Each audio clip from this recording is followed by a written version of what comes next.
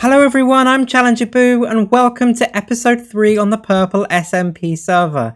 I think episode 3 is a pretty big deal and it looks like someone, a mysterious person, agrees with me because they've given me this little cake to celebrate. And I think this is where this little cake is going to stay. If you remember in the last episode, we built this nice little tower and this farm area. We did a lot of building, along with the actual main base area over there. We have not had a chance to give it an interior yet, so that's definitely a task for today's episode. And off screen, I could take the pathway because that's more traditional, but you know what, boring. I've made this little tunnel which gets us down to river level, I guess, sea level, river level, just off screen. It's nothing too special, it's just a nice tunnel all the way down to the bottom where it connects with the bridge that Moji built. Yeah, so I get to properly feel like I've got a couple of neighbours here.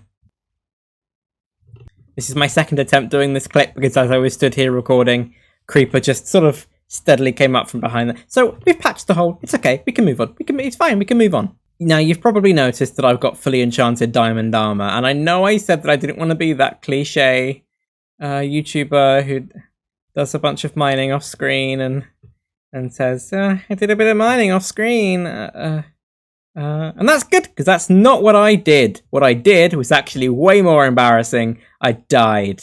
Yeah, but luckily, the people on the server are very, very kind, very, very helpful, and they lent me this full enchanted diamond set because they had just gone raiding in the end, which is good. I've got it now for protection, but I'm not one of these people that's going to take a bunch of these handouts. I'm a self-made woman, which is why one of today's main tasks is going to be mining for diamonds, for a full set of diamond armor that I can enchant myself, because honestly, these enchantments, Respiration 3, Fire Protection 2, Unbreaking 2, they'll do for now, but they're just not up to scratch. So let's quickly go through today's tasks in no particular order. We have an interior to do in the base we built last episode. I've cleared this area off, just off the side, and here we're going to add a stable for a very special horse that I'll get to later, a nice farm area, and an area that I can place a nice nether portal, because right now I'm kind of sponging off of Nikki's down there, and as helpful and as useful as it is, I would quite like a nether portal of my very own.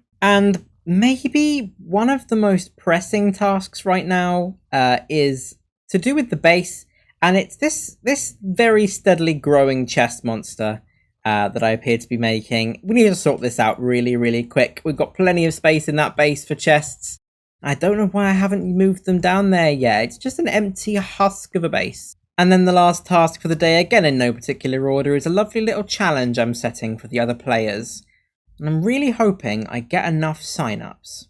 So we better get started on our list of tasks. I've just placed this cobblestone here to give you a rough idea of what the plans are. I'm going to replace this cobblestone eventually, well, not eventually, pretty quickly, with fence. I'm going to put carrots on one side, potatoes on the other, and then I want to place a nice little bridge coming up for this area in the wall, just up here, because I'd quite like to utilize some of that space.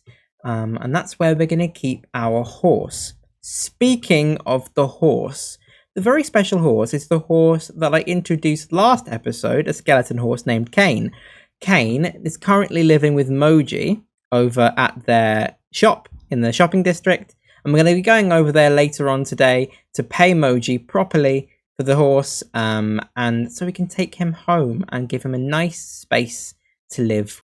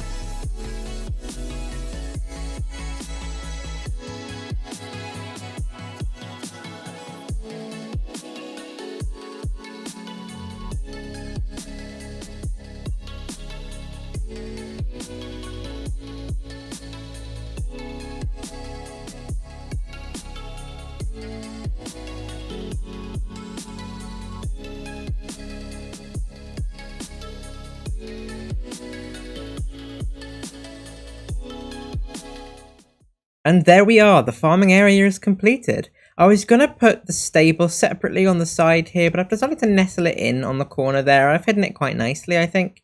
We've got this water feature here with, as I say, carrots on one side and potatoes on the other. I'm probably going to have to get some lily pads to place in the water streams or find some other way of doing it, because right now, jumping from one side to the other, well, usually, I guess you've got to be very careful. There we are, usually destroys the crop. So either we've got to be very, very, very careful where we're landing, or I'll probably place some trapdoors or something on the side there. And then in here, I've just got this little bit nestled in here. I'll do something here, probably with some walls and some stairs, just to make sure that Cain can't get out, but we can easily go in and retrieve him. And then we've got these nice bubble columns, one for up and one for down. I have set this up already. Those are going up. And yeah, that's going down, I think. Perfect. Very, very, very dark. Here we are. So here's the first stop off. What I've done is I looked at the ore distribution chart on the Minecraft wiki. God, it's very cramped in here. I looked on the ore distribution chart on the Minecraft wiki, and I've learnt that different ores spawn more frequently at different Y values. So I've made stop off points all the way down both of the, I suppose up this one, but all the way down the bubble elevators. And I'm going to, once I've gathered enough of those materials, place some kind of marker on the outside here and light up the entire way down as well to kind of explain what the different drop-off points are for. So this one, I believe at the top is for coal, I want to say. I should have really noted this. That's coal. I think the next one, if I just hold forward, I should find fairly soon.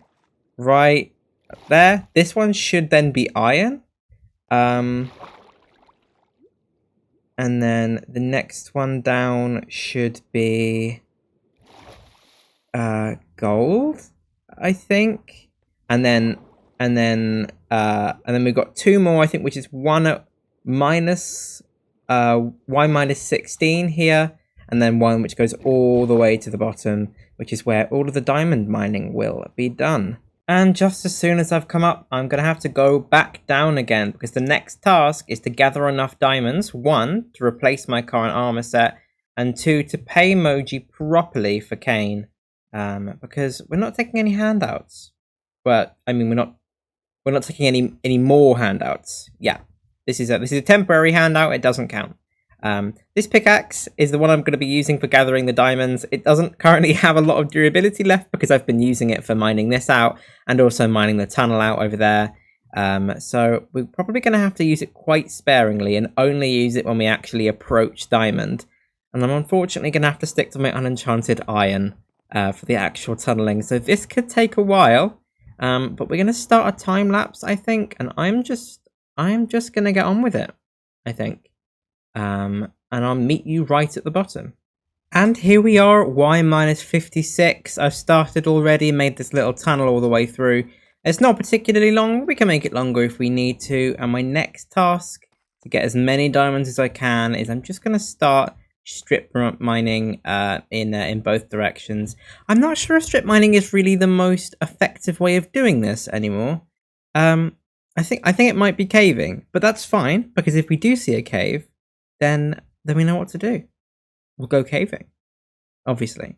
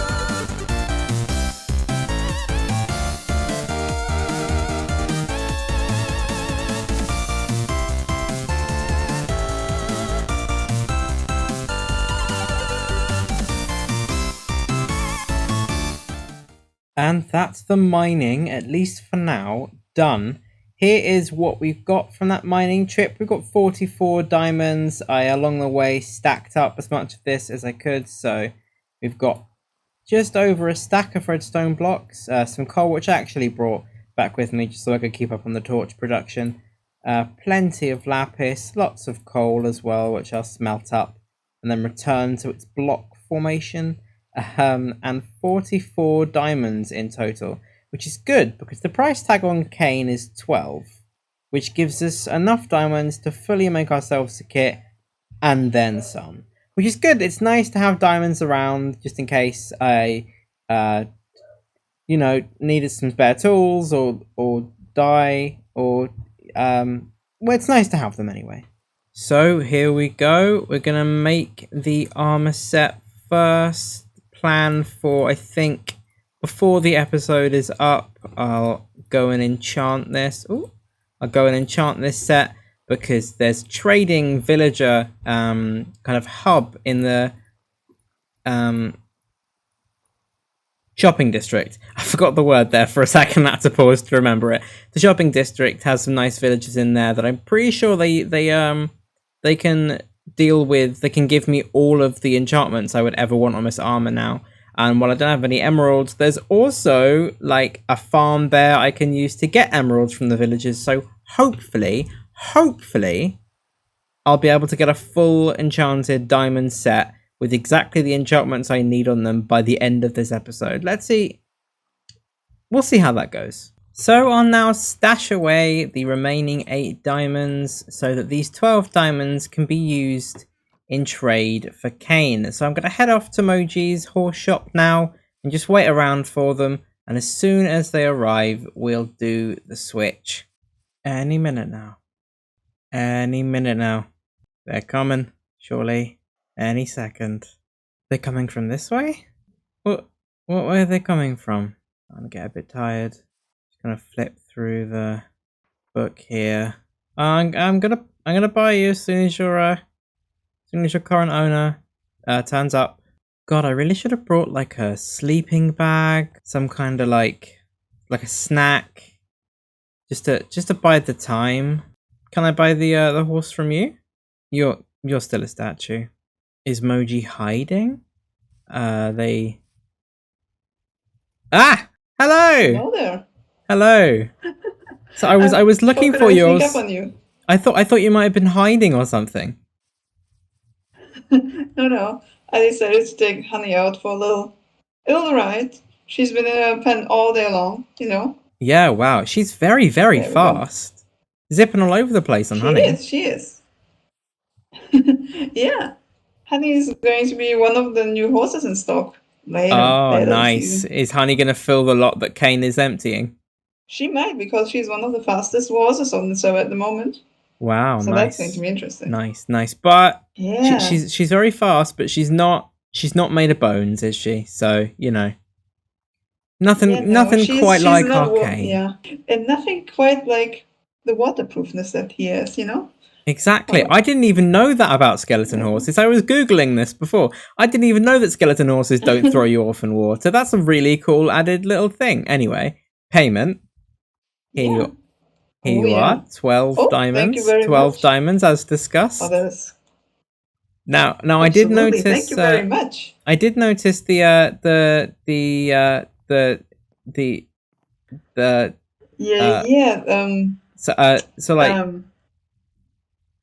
I guess you can take one, so like it's going to be a lot of use for Kane, but you know. I suppose that's true. I suppose that's true. He doesn't have any flesh that any bad guys could injure, I suppose. So that's okay. Well, no.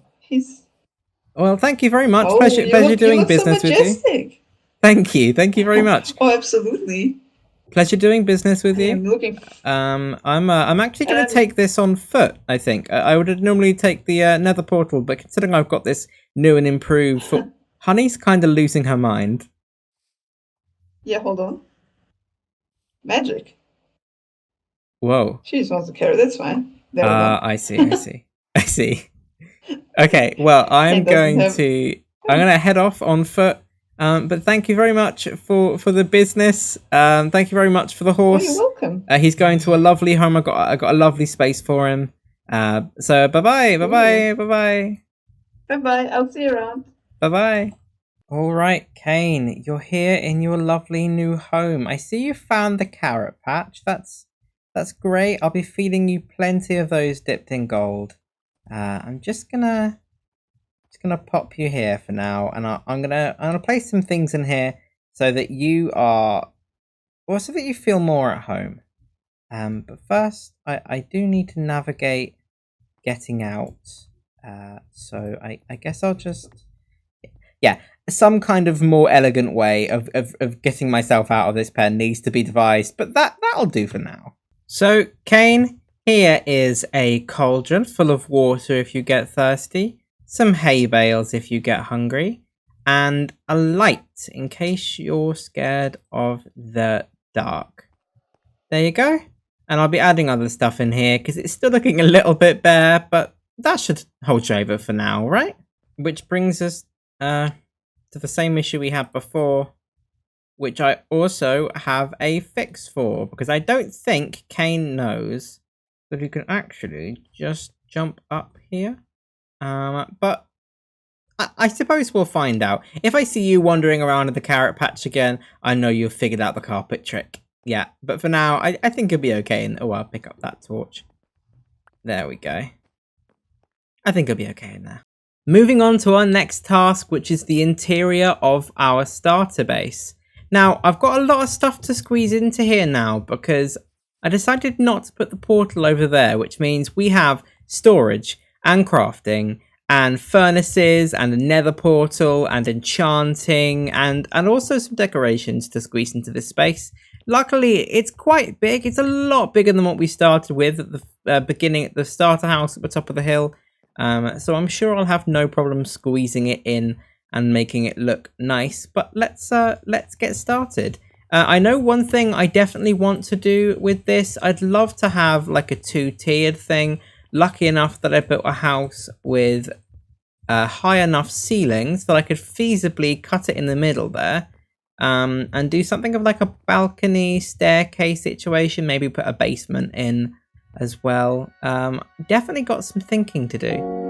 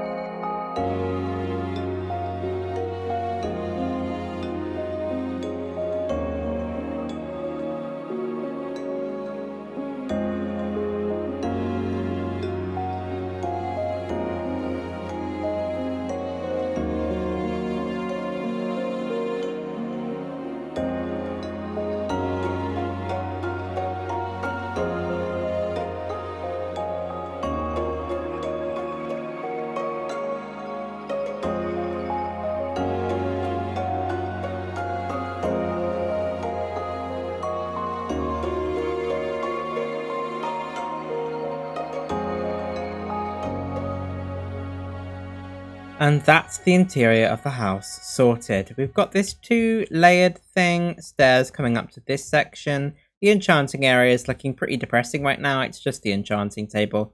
But as we get more leather, we're going to get some more books. As we get some more books, we'll get some more bookshelves. And as we get some more bookshelves, this enchanting area is going to be not only more aesthetically pleasing, but considerably more useful. But the house is complete with these trapdoors up here, plant pots with some flowers and some saplings in them. There's a dark oak one next to this bed. And if you follow me briskly into the lower level, got all of the storage here with the crafting tables, which reminds me I can mine this one up now. Not going to need that anymore. With a nice back entrance into the farming area with the mines and where Kane's currently living. And this will at some point lead into a basement area, which I haven't really got a lot of ideas for, but it will certainly contain another portal of some description, because we just need like interdimensional travel at this stage. I'm just a bit bored of copying, of borrowing other people's. You know, I do genuinely forget sometimes that I'm in a collaborative server. There's obviously these shops and stuff, but isn't that cool? That's dragon number 1, dragon number 2, 2 dragons on one screen, which is 2 more than I had any part in killing. But that's fine. We're adding to the group here. We're adding to all the builds. It's not going to be quite as creative or imaginative as really any of these builds, really. But we're just gonna, I think I'm gonna be using this space here. And we just need to make a square with some fences. I picked up the blocks I'm gonna use. I'm gonna use some cobbled deep slate and some acacia slabs and fences, which I've yet to make. Just got like a fenced off area. And then of course I've got my book and quiller lectern to put in the middle, because we need people to sign up to this and they need somewhere to sign. Okay, editing Bella here. I can't believe it's literally just occurred to me that I haven't explained what this event is about. If you're familiar with Minecraft SMPs, you'd have to be living under a rock to not have heard of Hermitcraft, and one of my favourite Hermitcraft members is Zedaf. In episode 1 of his Hermitcraft series, he attempted the Caves and Cliffs achievement, where you need to freefall from build height to bedrock and survive. He succeeded pretty easily, but it occurred to me, how would an achievement like that work if it was a race? If the player starts with few or no blocks, how would they navigate collecting blocks downwards and building them upwards? So that's exactly what this challenge is.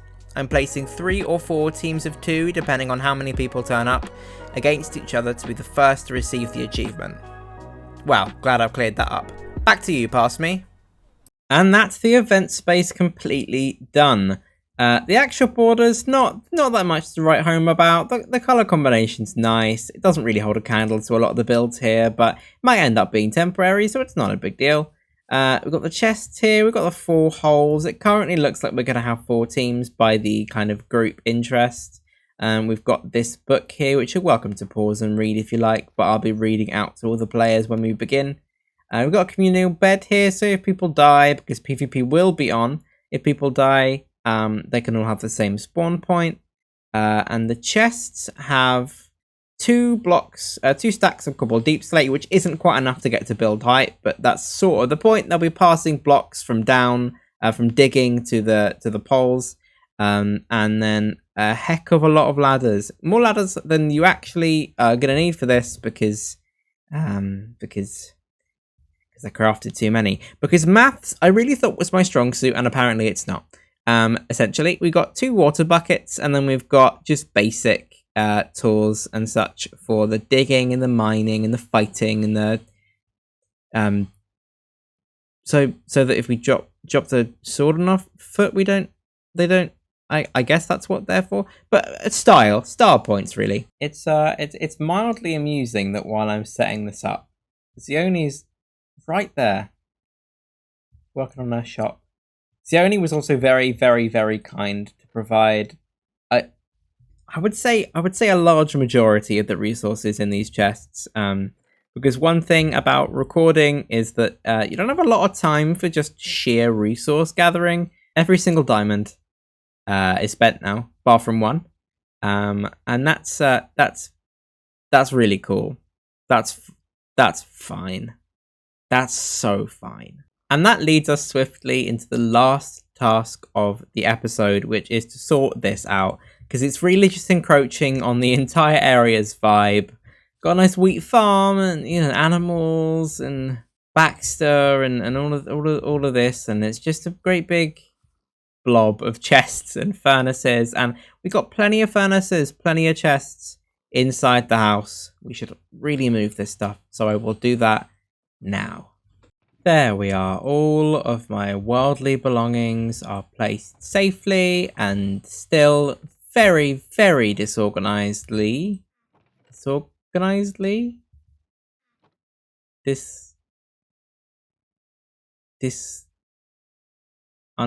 Unorganized.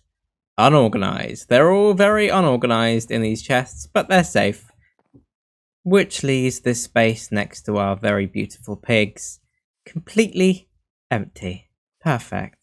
Now it really feels like the tower can stand by itself. It's not being encroached by a putrid pile of mess. And we're finishing the episode exactly how we started it, on this balcony, covering this cake with our little head. That's right, it's the end of the episode. I really, really hope you've enjoyed it. The next one promises to be intense. I really hope you've enjoyed it. Please do come back for episode 4. It's going to be a lot of fun. Bye-bye. Bye-bye.